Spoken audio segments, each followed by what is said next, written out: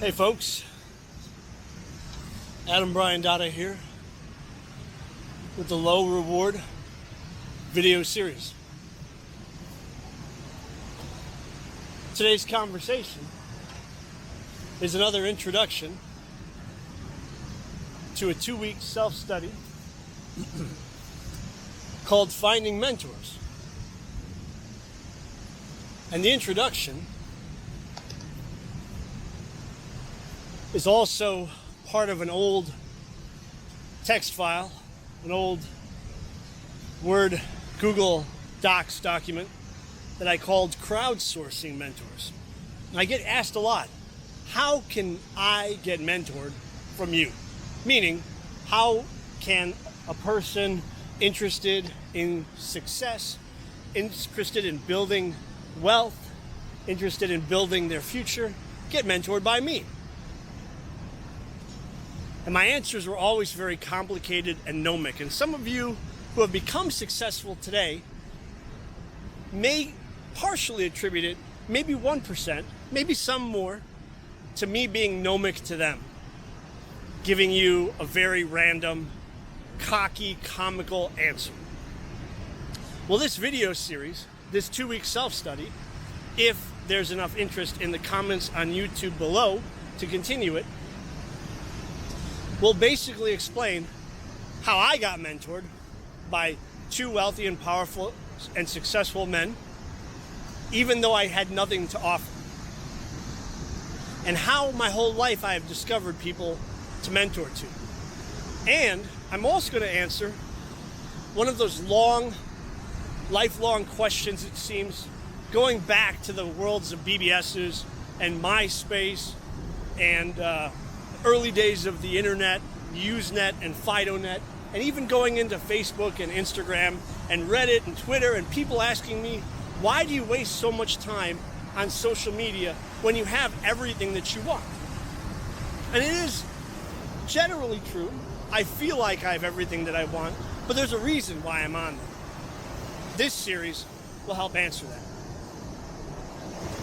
Now, what does a mentor look for in a potential protege? Well, they're not looking for people who are bragging about wanting to win at life, because that isn't actually what creates a good recipient of mentorship. Someone who wants to win at life, that's human nature. The basics of living in a competitive world where we're apex predators is that we want to survive long enough to procreate and pass our genetic lines down. Even if you don't have kids, that exists in the hormonally healthy individual. Now, individuals who may not be completely hormonally healthy or hormonally ambiguous may not want to do that. May actually be completely against it in action. What our minds say, what our mouths say, is very different than what our hormones aim for. So what a mentor looks for in proteges is not them saying that they want mentorship. What we look for is we look for people who aren't already damaged. Damaged by an addiction to consumer branding. When I talk to people on Facebook or on Instagram or on Twitter or on Reddit or on whatever myriad of blog forums or whatever you found me on, I'm pushing their buttons. I'm looking for people who aren't already losers. I'm not looking for people who want to help others, and I'm not looking for people who want to build another man's team or another man's brand.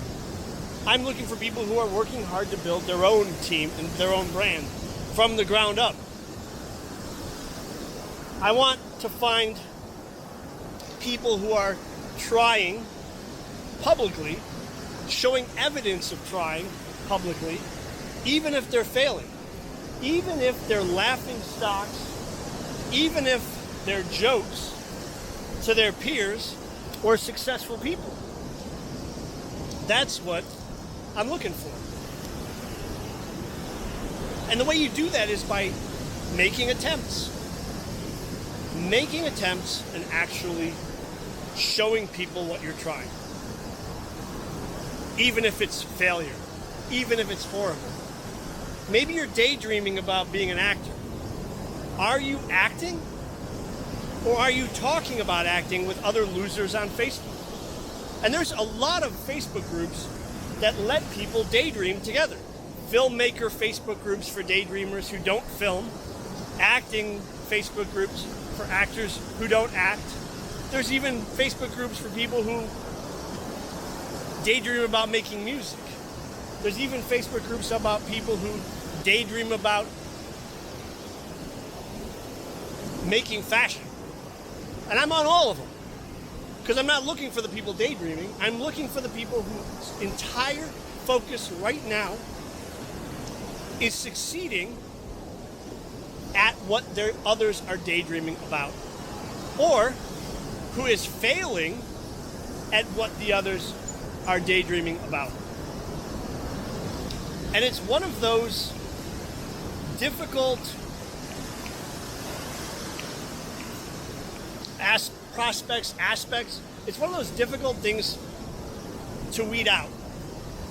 Because most people who are daydreamers will show a few signs of having made a valiant attempt, but then they'll be back to whatever brand-oriented nonsense they're addicted to.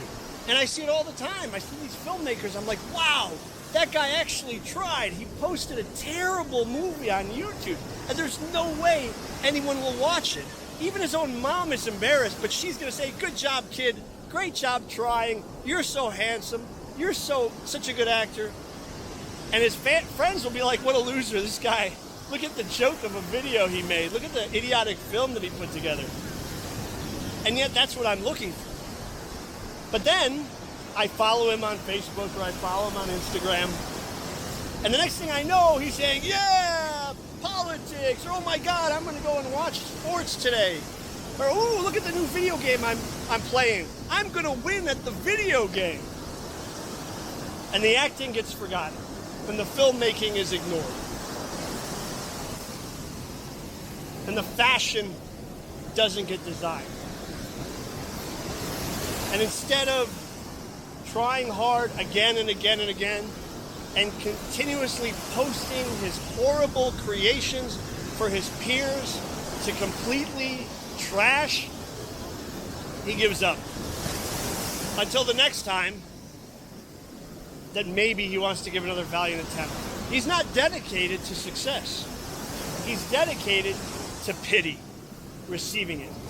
He's dedicated to sympathy, receiving it. He's dedicated to crying with a network of crybabies. And that's what most of these Facebook groups are.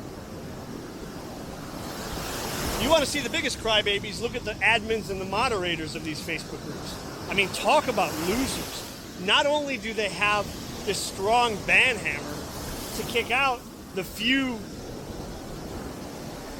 powerful, successful, narcissistic, greedy, selfish people who are looking to help, but they embrace the losers. They embrace the daydreamers. They want more of it. Hey, let's talk about this stuff that we're never going to be able to do and we're never going to be able to afford, and I'm going to control the group to make sure that it stays losers instead of letting a winner or two in here. It's like teachers. I mean, think about it. How many actual full-time teachers are winners? How many of them are successful? The moderator, the administrator of these social networking groups is the equivalent to your teacher in school who's bad at the topic they're teaching and just has a stranglehold on your future. And they want all the tall poppies cut off so that the only people who stick around are more losers who will not go off to do anything but be good little citizens. These are not the people that mentors are looking to mentor. Once you succumb to a consumer mindset and brag about that 90% of the time in your public personality, you're never going to find a mentor. You'll find some people who want to sucker you by saying, hey, give me money. Those acting schools, those casting directors that say, join my acting classes and I'll get you cast in a movie. Well, guess what? They're just taking your money because you're not attractive enough to be an actor. You're not fit enough to be an actor. You're not hungry enough to get out there and work every day on your skills. You're not confident enough to post your homemade movies or your homemade fashion or your homemade workout gear or whatever it is so that actual peers can go out there and critique it, tell you what you might want to try next time, and then you try it and you show them, I'm going to keep trying, and who wants to help me? And that's how a mentor will come across you, because they're always looking. I don't care what industry it's in. The famous rappers out there did it not because they were flaunting $100 bills on their Instagram, but because they were constantly trying to make music, and they were making demo tapes and mixtapes and whatever and handing them out to everybody. They weren't selling them, they were handing out to anyone who wanted to have a listen. The same is true with any creative art and any skilled trade. You want to make wooden furniture? Make it. Make it and post it on Instagram and get those followers and network with people and show off your skills and ask for critiques and comments. Because that's how you're going to find a mentor who's willing to take you under their wing. And in the event you never find that mentor, guess what happens? You become a better market participant. You become more capable in understanding the needs of the mindless consumer that you're going to sell your crap to. And it doesn't matter, again, if you're an actor or a fashion designer. It doesn't matter if you make furniture or you make clothing. It doesn't matter if you cook hot dogs or cook fancy cuisine. The market wants people who are reliable, and people who are reliable are people who are one-track minded. They're not multitasking between the thing that they're best skilled at and promoting the brands of famous politicians and musicians and fast food companies and other fashion companies or whatever. If you have a fashion brand, stop talking about Nike and Levi's and Under Armour and Gucci. Why would you do that? Why would a fashion designer up and coming talk about Gucci? What a moronic thing to do. You wear your fashion all the time.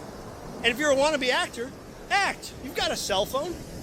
Do some cool lighting, write some scripts, and act and post it. Every week, post it. Put up a 3-minute short movie every week or every month. Show me. Don't talk about other brands. Talk about your brand. Talk about your brand that you want a guy like me, and there's hundreds of thousands of us in America. There's hundreds of thousands of mentors waiting to find somebody to mentor to, except all we see is a glimmer of hope followed by, I'm gonna go vote, or certain people matter, or, defund something that I supported all my life. I mean, why would we ever want to invest in that? Why would we ever want to invest in someone who thinks they can be multitasking? We want to invest our time in somebody who's focused on the prize constantly, even when disappointing results happen, even when they are depressed that it's not moving fast enough. We push on, and we ignore the consumer nonsense. We ignore other brands that want us to make them richer because we're focused on our prize. And I did that all my life.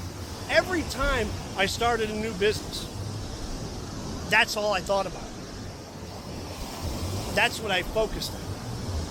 And when I came across mentors, I didn't ask them to mentor me. I asked everybody, hey, does anyone have any advice? And when both my mentors found me at the age of 15 and the age of 19, both of them said the same thing. Wow, kid, you are focused. You got that laser vision.